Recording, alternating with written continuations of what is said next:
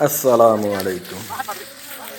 अज गन्ने की पहली ट्राली लोडिंग करके मिल ते चले सी। मैं क्या वीडियो भर के आपके दोस्तों नाल शेयर करदा। अल्लाह पाक सही सलामत खैरो आफियत नाल ही आवे ते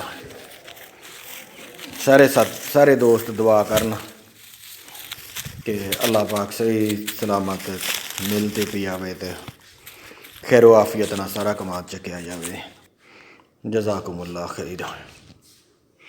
ते अगे देखो आखिर बिच तारां कस के ते अगों वाहवा वड्डी स्लोप आ भी चढ़ाउणियां ते दोवां ट्रैक्टरां नाल चढ़ाउणियां। देखदे आं सौखी चढ़ जांदी कि नहीं।